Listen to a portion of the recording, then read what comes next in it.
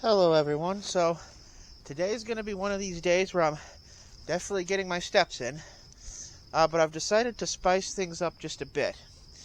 I am actually walking at almost midnight through a graveyard, St. John's Cemetery here, and let me tell you, the moon is more help in me seeing right now than my IR. My IR doesn't go very far. So that's about it, just a couple feet in front of me.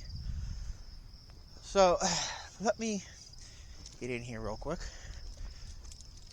Yep, you can see here gravestones. Unfortunately, a lot of this is going to be just me panning the camera at the ground here because, as I said, it really doesn't go far. I might,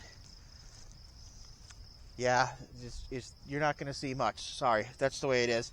Cemeteries don't have lights, and that's actually for a good reason. They want to discourage people from coming in there at night. The reason for this is people, they do vandalize graves. I don't know what itch that scratches, but they will do that. And so to discourage that, they generally don't have lights. Also, too, people do just weird stuff with the dead. Yeah, there's the big one you're probably thinking of. Yeah, the necrophilia, but there are still grave robbers. Now, so I thought while I'm walking here, what I could kind of do is talk about the paranormal, like I did for that one video where I was walking on the trail. Those blinking lights in the distance are actually the tops of antennas, massive antenna towers. And something interesting that I don't know if we'll be able to see it through this camera, but St. John's Cemetery is actually owned by St. John the Baptist Catholic Church, and it is right across from Highland Cemetery, which I do believe is the largest cemetery in Ypsilanti. For size comparison, you could probably put almost 20 of St. John cemeteries within Highland, and you'll notice these lights there as well. Let me see if I can. And those are actually markers on tombstones, votive candles, and things like that. I don't know how much battery life we're really going to get out of this thing.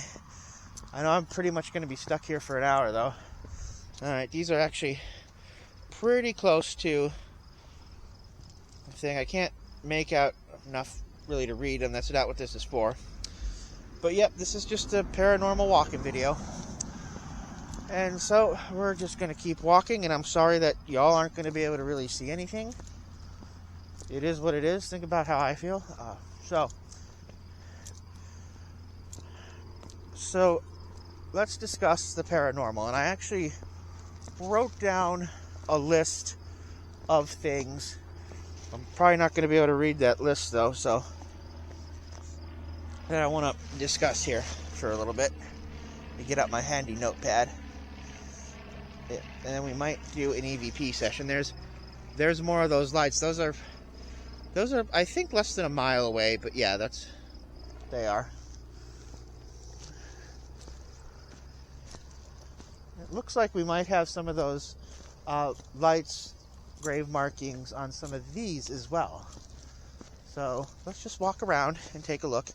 But let's see what we're going to talk about with the paranormal today. Okay. By the way, those of you who know, I'm also trying to get out and do some more exercise.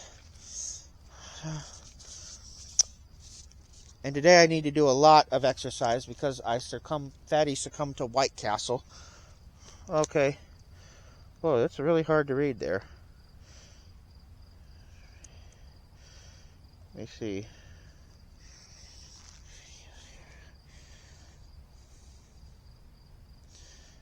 Let me see. Explanations.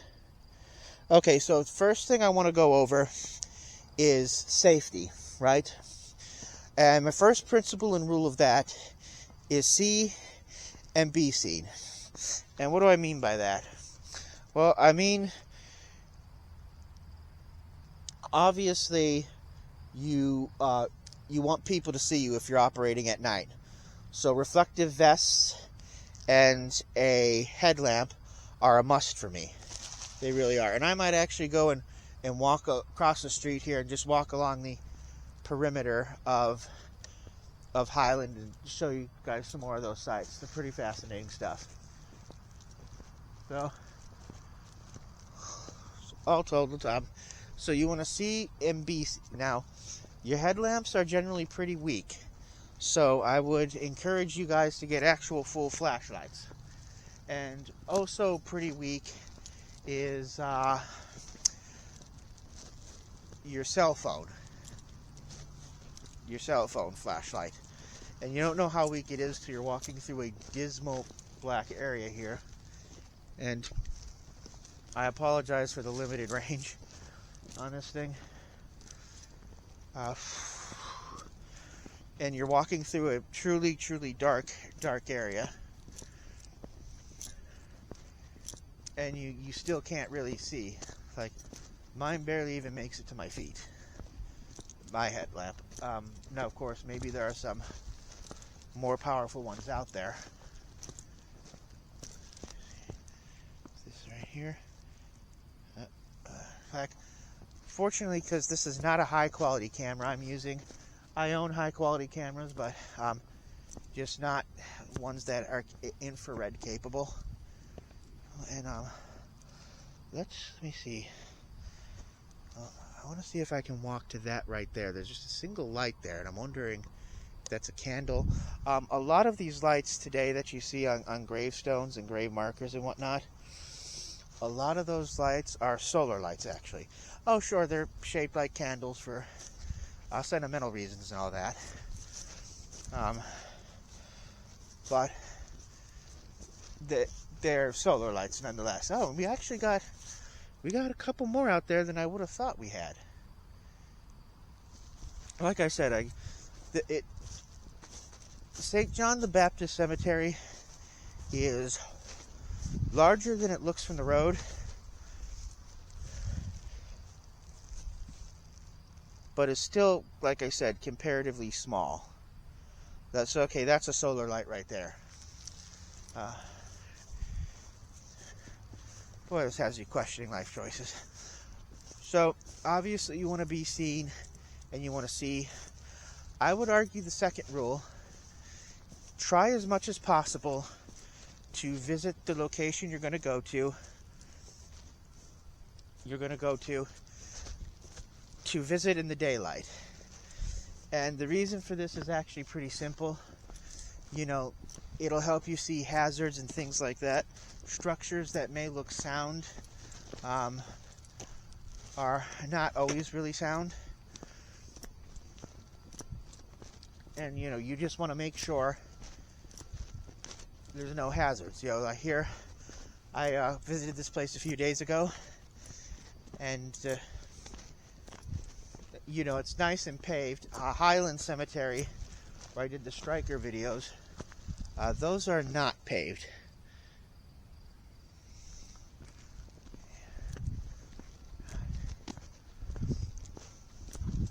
So, just rounding out the back here. I think I'm going to avoid walking past that because that's somebody's. There's actually homes that border this cemetery. But here, yep, we got, like I said, some of these lights here.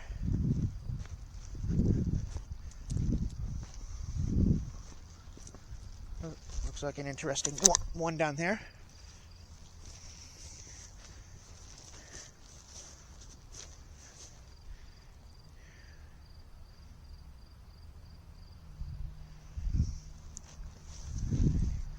As I was commenting in my other videos, it amazes me when walking here.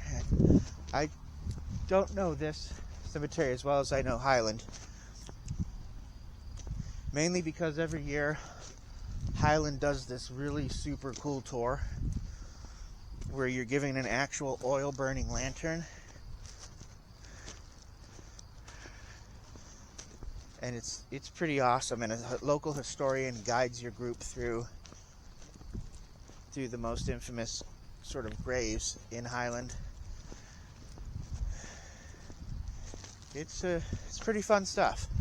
James Mann is his name. So, not sure what my battery life is going to be. When you run infrared, you lose a lot of battery.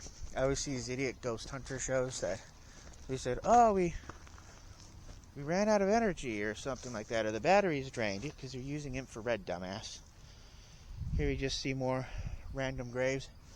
Like I said, I don't know if there are any historical graves here. That building there, probably, you can't see it, but the building off in the distance, that's probably equipment place.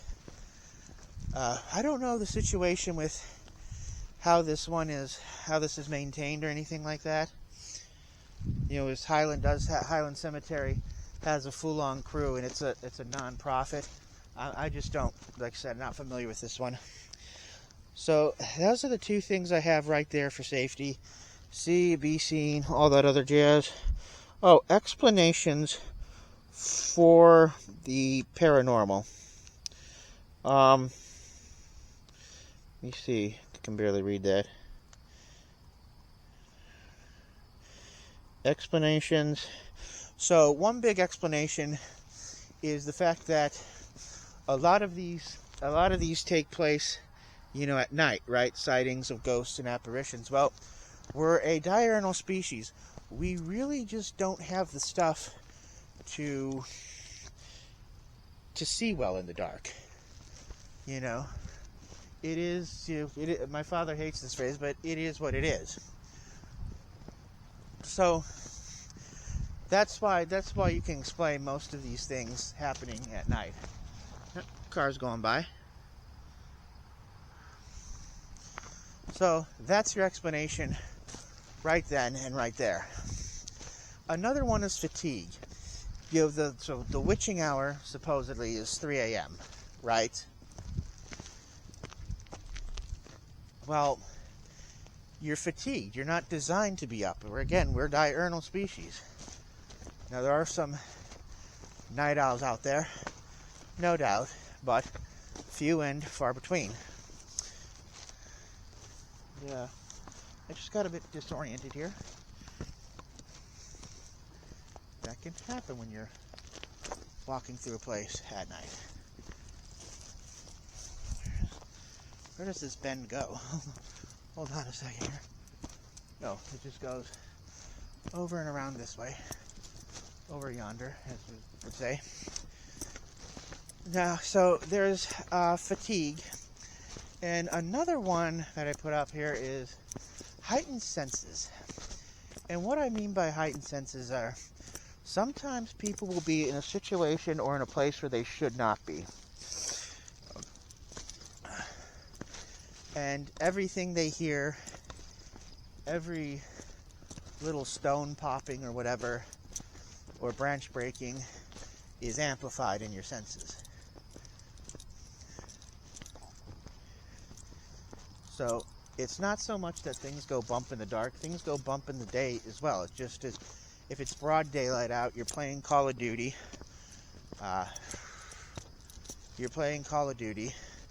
and you hear a thud or something in the room over. If you're jacked in, you're probably not really going to go stop what you're doing and investigate that knock. It's probably just a briefcase that fell over, or something like that. So that's one good reason. I knew a friend of mine. We've had a falling out, and he's now out of my life, which is good. That's interesting. Yeah, see, look at how reflective these surfaces are, some of them. Wow. Polished. And not surprisingly, area that he thought was, I don't know what that flag says. I don't want to put my stuff down here to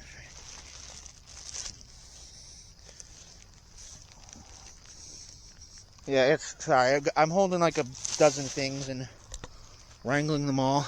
Not well, though. Let's see what this guy has to say.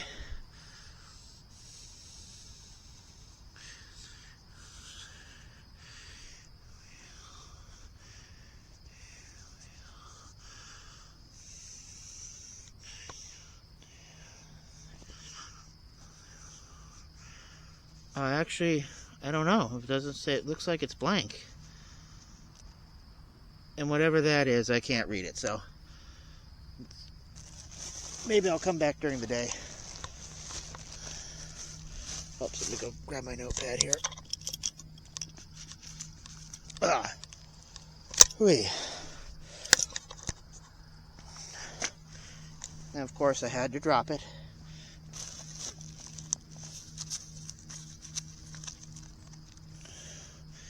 Now it looks like there's some logo on there. So it's just that we see something go thud at night, and that gets us thinking, you know, because we're vulnerable, everything like that. God, I need an IR attachment. This just does not go very far. Okay, so now let's get into some what I would call ghost theory. Now, I don't believe in ghosts, and frankly, the paranormal community has not done any credit by half-assed research and things like that. Obviously, that's pretty bad. They move the goalposts on what is considered evidence. It's pretty obnoxious. Actually, spot of moonlight. That's the... should be the... yeah, that's the moon right there. Or, well, it should be.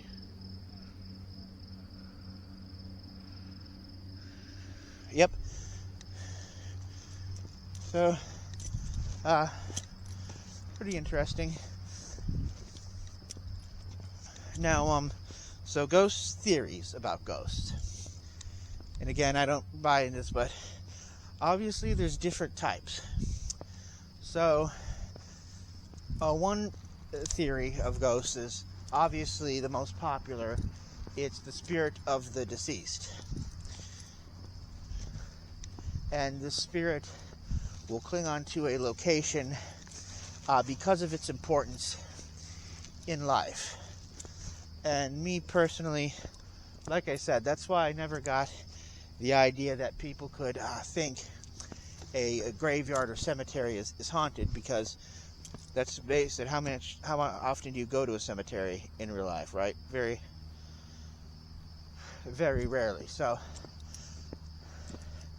I'm not buying that one. You see, when you see a large headstone like this thing, like this guy right over here, it's usually a family plot. Let me see if I can get closer. See if I can read any of that. No, not. Maybe if I go around to the other side here.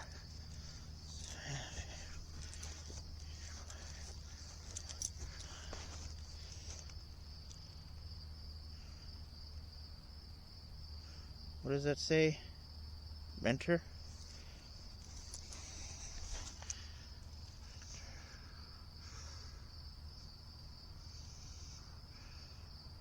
Huh.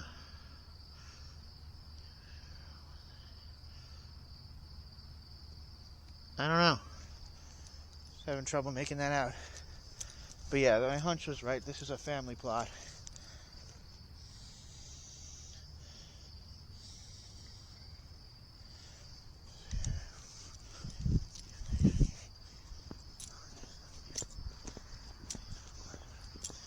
So I do know of people who are scared of places like these. I don't really. I'm not, obviously. The only thing I'm scared about is really when you're investigating the paranormal. What's going to really freak you out a bit is actual encounters you have with other people, because people are very unpredictable. So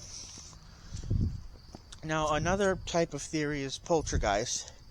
And basically, poltergeist is the manifestation of psychological energy, usually associated with angsty teens. So, then there's also what's called residual hauntings. So residual haunting usually focuses around a tragedy that happens, and it's kind of like a time loop that'll play on the date of that tragedy. So these look to be some very old weathered stones right here.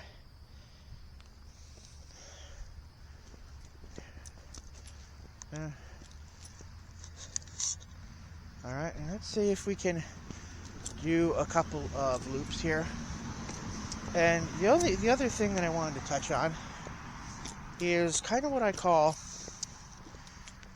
ghost hunting 101. And I want to address just a few myths and misconceptions out there. And okay, so let's get to the biggie. Ghost hunting has to be done at night.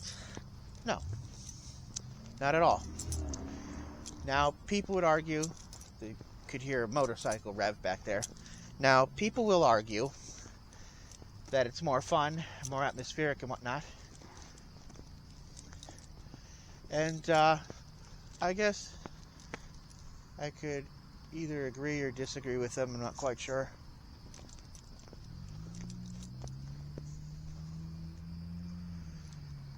But either way, to each their own, I guess. Now, ghost hunting has to be done as part of a team. No, it actually does not have to be done as part of a team. You can do solo ghost hunts like I'm doing here. And in fact, the more is not always the merrier. And the reason why the more is not always the merrier is for a simple fact. That simple fact being that you can have too many people in your path. This is the bus I'm actually going to be catching when it comes back. So let me see if you can see it kind of there. It's moving out of tree got in the way of the view. But no, you can have a good time just rolling solo if you want. And if you have too many people, it creates a problem because your EVP is going to overhear things.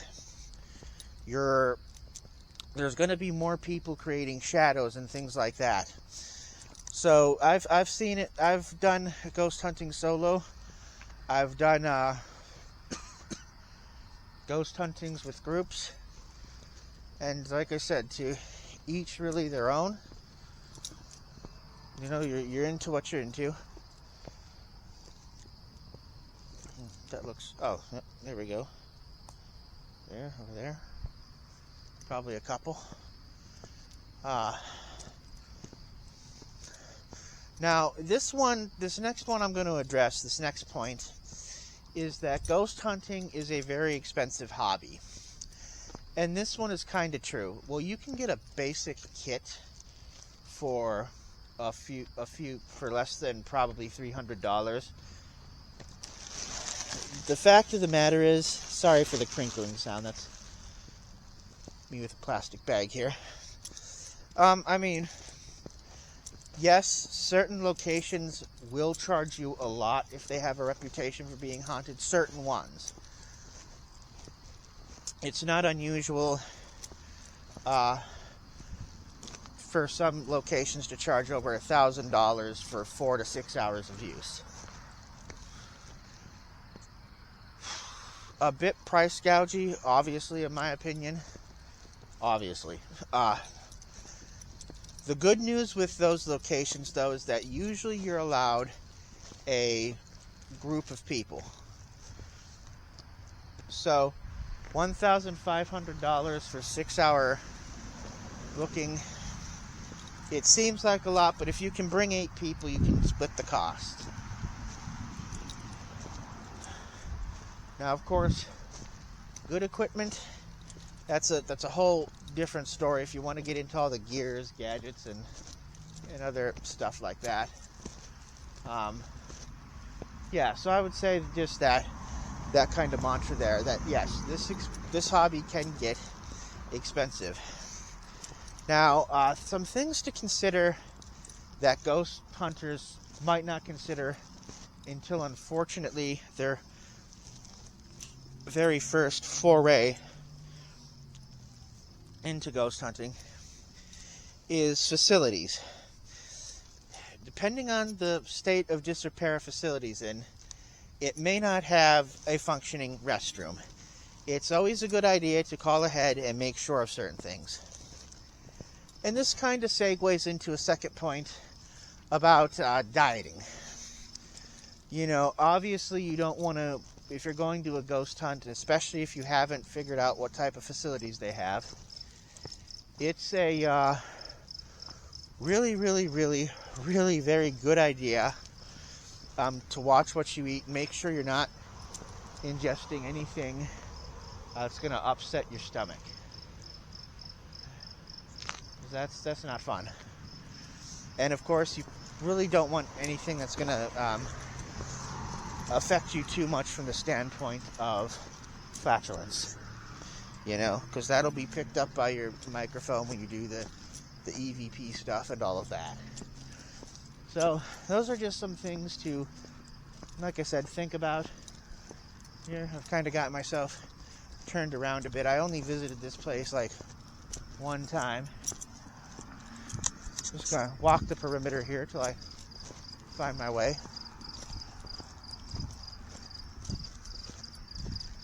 Got some airplanes out there. Okay, now I think I know what part of the cemetery I'm in.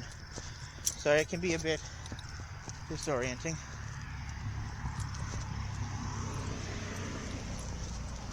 So we got the fireflies out.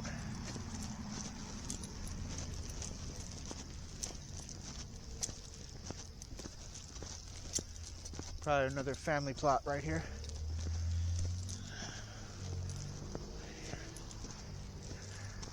Oh yeah, this is a big one right here. Yep, this is where the eaglins are. I don't know of that family, but just to confirm it. But yeah, that's kind of what you look for when you look for family plots. You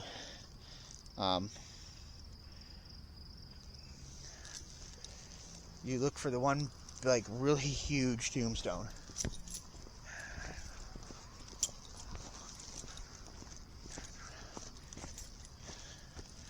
A closer look at those towers.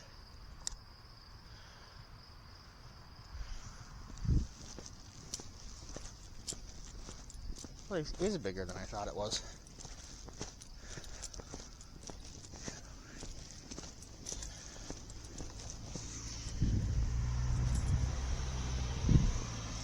Coming by.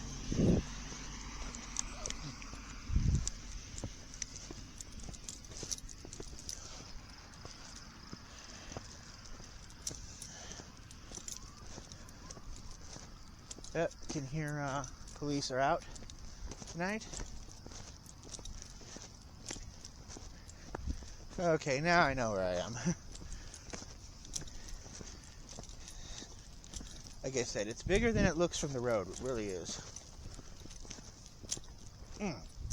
But yeah, it's easy to see we're right across from Highland Cemetery.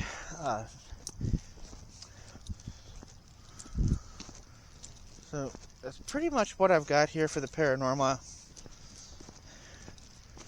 It's going to be some time till that bus laps around. It's the Route 3 that gets you to Highland and out here. And actually, there's a third cemetery, but it's very small. It skipped my mind before this.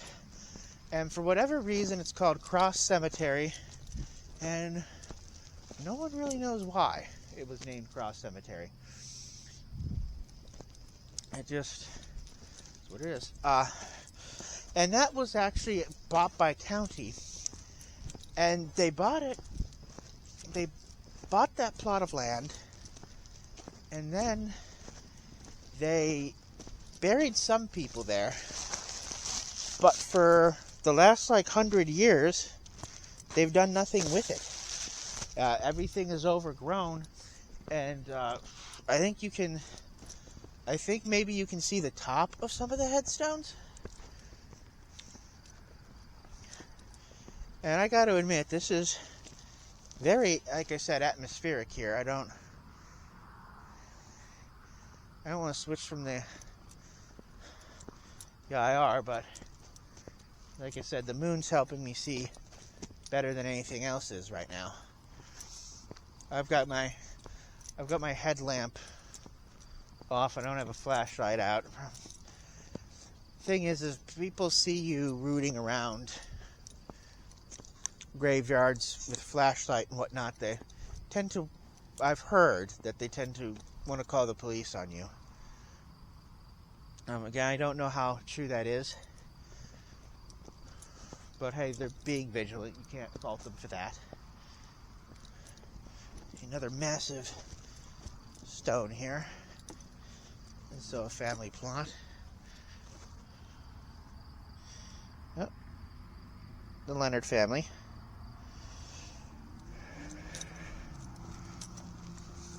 I think I'm actually going to pop off here and just do a kind of pan.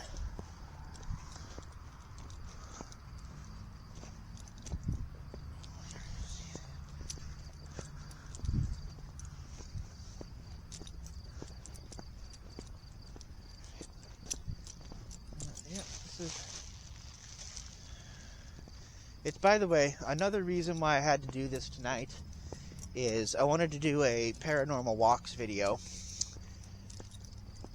However, we're getting to the tonight beautiful weather. Not a cloud in the sky. I think it's just a little bit below 70 degrees out. And this is the weather I like in Michigan. Michigan kind of suffers that bipolar weather pattern of it is too damn cold in the winter, but it is also too hot in the summer. And the next couple weeks here, we're going to transition, right? From what it is now versus, what it is now to it being miserably hot and I'm not going to want to leave my room. The transition weather in Michigan is generally speaking my favorite type of weather.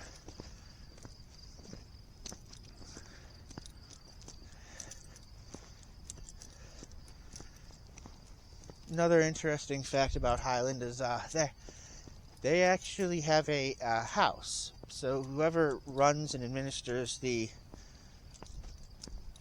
cemetery lives there.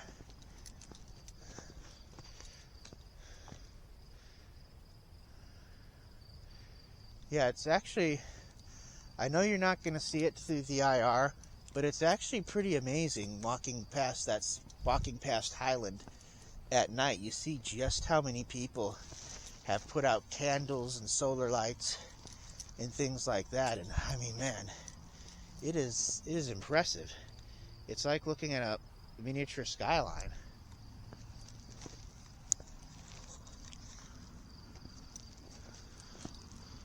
These are interesting. Let me see.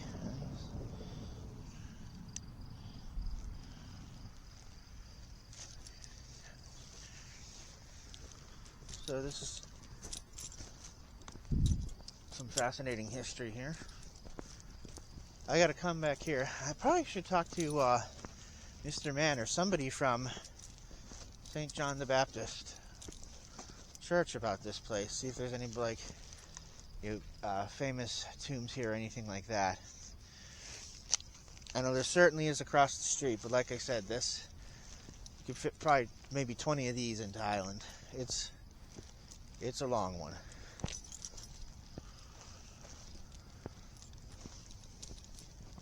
So EVP, for those of you who aren't in the know, I might do an EVP session here, smaller one. That's the thing in movies where you put on a digital voice recorder, sometimes it could be a cassette recorder, and you ask questions, and then you listen to the stuff again, and you see if there's anything mysterious that made it in that wasn't there when you were recording. Now, like so many great examples of paranormal evidence, people will say, oh, I lost my file or whatnot, and it's like, okay, it kind of becomes very, very cliche after a certain point. It's like, oh, but there's a client at Kroger who claims that they were across the street at Highland Cemetery, near where that trail to the river starts, and they got an EVP. Their EVP was interesting. I mean, obviously they don't have it anymore, unfortunately. Yeah, just my luck. But theirs was an actual voice speaking. I don't recall if they told me what it said or not. Okay. Dog barking in the distance. So one of the things you do, let me see, what does that say? Just ORR, huh? Okay. Somebody's left a beautiful plant and solar light here. So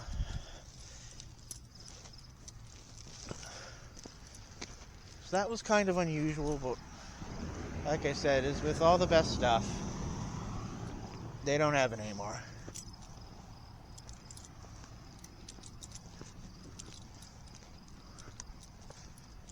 And man, I'm sure disoriented and getting turned around.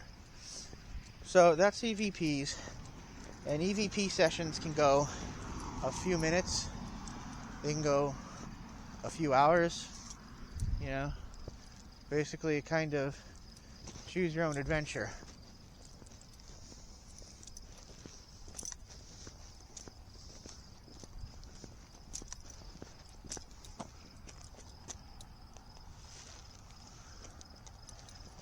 So doubling back here. So my best bet for trying to do that is I've got, like I said, that power is going pretty quick. Oh man, we've been out here for about 40 minutes. Wow. So, and now I'm just stopping at random graves and looking at them. Okay, so 92. And this person, obviously Irish American. Oh yeah, Kavanaugh. Figures.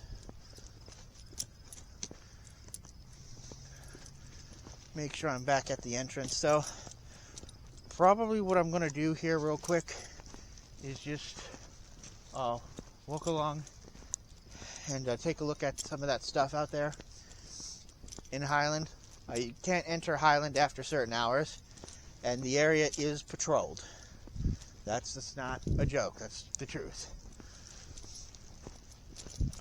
As I said, too, people live on that. Now, the gates for pedestrian traffic at Highland are almost always left open. But posted hours is posted hours. Sorry about the crinkle. That's got to be obnoxious because it's close to the microphone. But I don't want to set this stuff down, so I may not, I don't want it to disappear. It's pretty dark out here, but still.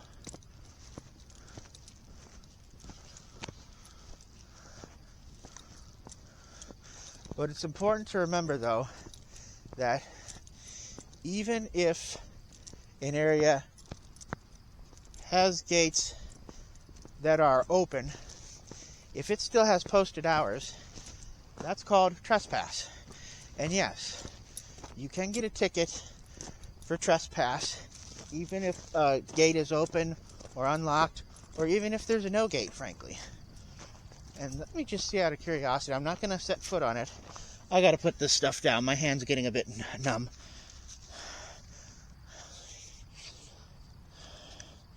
I also need to check the time.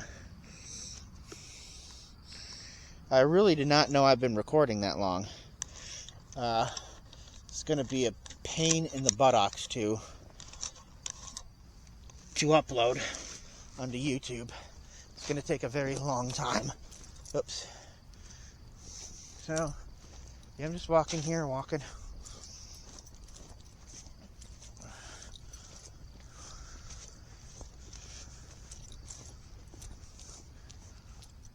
And not really any shoulder around here.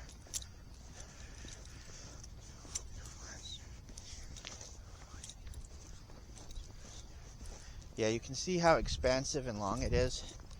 Yeah, I know this video when I upload it is going to be a lot of me just walking around and meandering and cracking wise and all that, but you know. Alright. And I've got to watch my bars here. I've also got to watch my time. The bus I'm taking to catch back to get home is the last of that bus that's running during the evening. And I really, really don't want to miss it. So, fortunately, I think in the interest of time and whatnot, I gotta check the time.